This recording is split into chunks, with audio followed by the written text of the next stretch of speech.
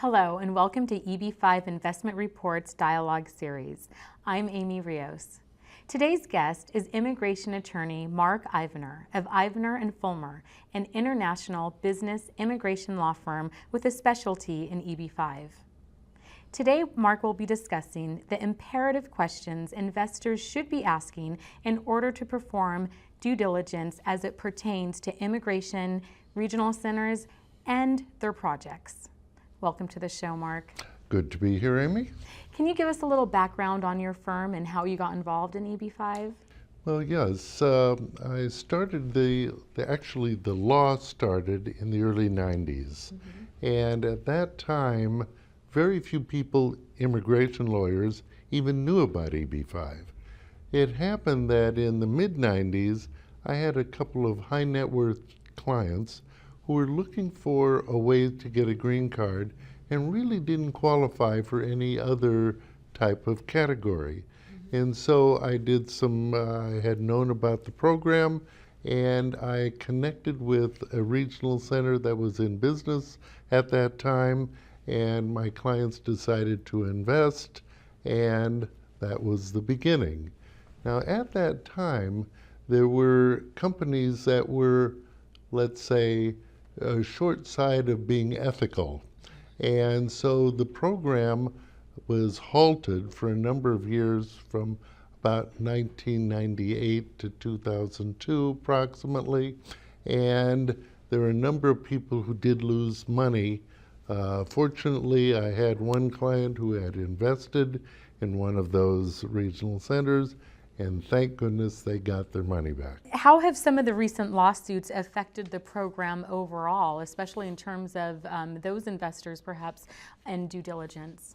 Well, as I'm sure you probably know, the major issue has been the hotel project in Chicago, which turned out to be not really a hotel project in Chicago because the developer and the owner of the regional center actually, according to the court documents, and I have to say it that way, allegedly falsified the hotel letter and also falsified the foreign government buyout for the investors.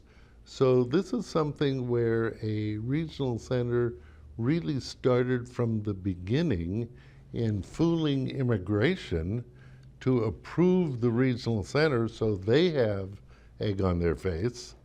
And then it wasn't until the SEC got involved where there started to be some complaints, and they did a thorough investigation and made these determinations. So thank goodness in this case, people, at least so far, have gotten their $500,000 back.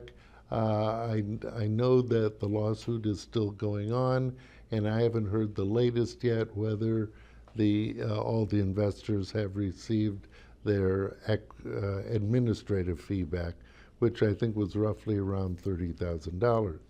But this has really caused havoc in China because the whole marketplace now in China, where 70–80% of investors come from, has been clouded. Now people are concerned. They're not only concerned about hotel projects, they're concerned about any sort of regional center investment because they realize that what they thought they could trust before, they see they can't trust now. What was maybe the most important thing that investors overlooked in doing their due diligence with this project, or did they do due diligence at all, in your opinion? Well, here's really the answer. Generally speaking, a very small percentage, in my experience, and in talking to many immigration lawyers and agents, is that investors do not do much of a due diligence at all. They trust the agent, first of all. So really the agent or broker reputation is on the line. And if something happens, then it's their problem because they live in China. They know where to go back to. All agents in China are licensed by the government. So there would be a big fallout. So that's why agents, at least the good ones, are doing very detailed due diligence. How detailed, I can't tell you, but it's certainly much more after Chicago than it was before. Now, what are some things that investors can do? What are the questions, let's get into that investors need to ask to do their own due diligence when they're starting out in their EB-5 venture?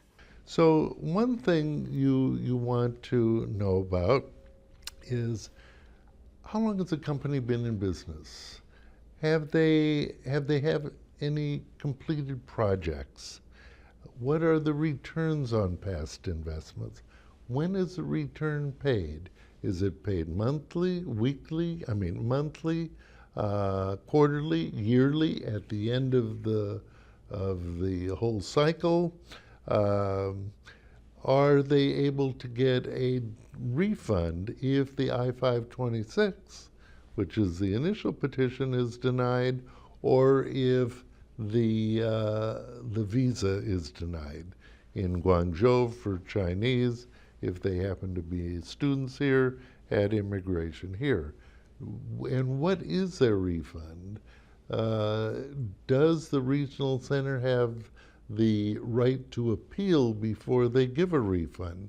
So there are a lot of different questions, and what I tell clients relating to that specific point is that you really have to look at and compare the provisions relating to client investor denial, it's called.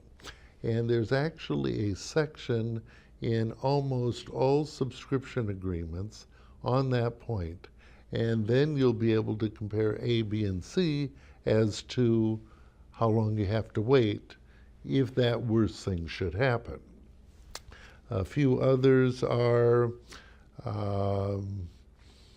has the regional center lost money on projects before? Does the regional center have any U.S. investors? Are they all EB-5 investors? Should investors be concerned about projects that are 100% EB-5 financed?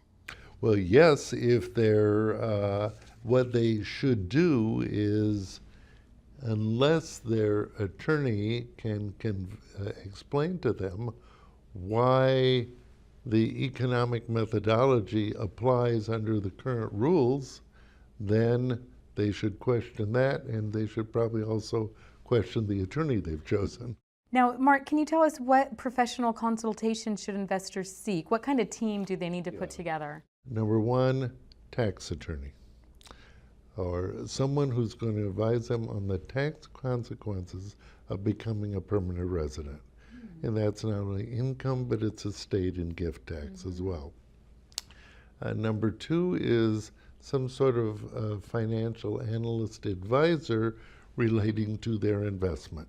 Now, how concerned do you find are investors about getting a return on their money? Or are they more concerned about the green card? Because we've heard some reports of people saying, well, our client or some of our investors just want their green card. They're not that concerned about the money. Do you find that? Well, there are two things related to money.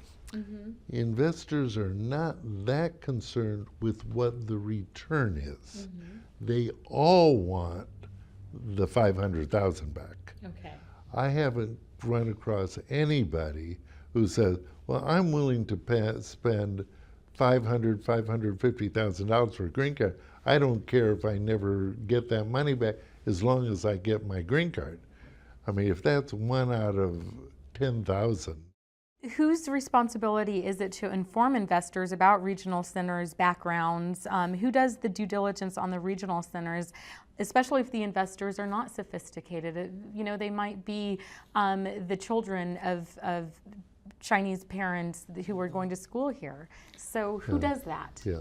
Well, it needs to be, in the example of the Chinese investors, it is generally the agent or the broker who's doing it on behalf of their reputation, selling a project. And I do know that a lot of them, the good ones that I know, do very intense and deep due diligence. Now, do you believe that the investors should know about the fees that are being paid to the agents? And if so, if they know about these fees, does it kind of give them a little bit of security knowing, okay, I'm paying this agent this much, so they should be doing their due diligence, and kind of giving them a false sense of security, perhaps? Up until now, most people don't know what the agents get out of the administrative and acquisition fee. It's a new proposal, and I'm not quite sure whether it's in effect yet. I don't think so, that it needs to be more transparent, or it needs to be transparent. I think it would be a great idea, and I've heard both arguments relating to investors. Oh, you mean they're getting that much, and they do practically nothing? To what you said, I think the more sophisticated investor would think the way you're saying it, and that is, well, they may, if they're getting that much, they're really looking out for me. I don't know that that will be the ultimate result. It'll be very interesting to see what happens once that is final, assuming it will be, that even in China, because it's certainly, from any securities attorney I've talked to, okay to pay finder's fees outside the U.S., where it isn't in the U.S. unless you're a broker-dealer. One more question, Mark. Sure. What are your predictions for the coming year, the year of the horse, 2014? Well, the one thing everybody is concerned about is the backlog for China, because it's been predicted by the person at the State Department who's in charge of all visa numbers and in all visa categories, that the backlog for China, meaning reaching the 10,000 mark for visas, which is the regulation that no more than 10,000 EB-5 green cards can be given in one fiscal year, and the government fiscal year, as you I'm sure know, is October 1 to September 30th. So we didn't have any problem reaching when we hit this year, but starting in October 1 of a few months ago, going to September 30th, it is projected, and again, we don't know for sure, that probably the last 3 months the backlog will hit, which will affect China primarily. Thank you so much for joining us My today, Mark. pleasure. Good.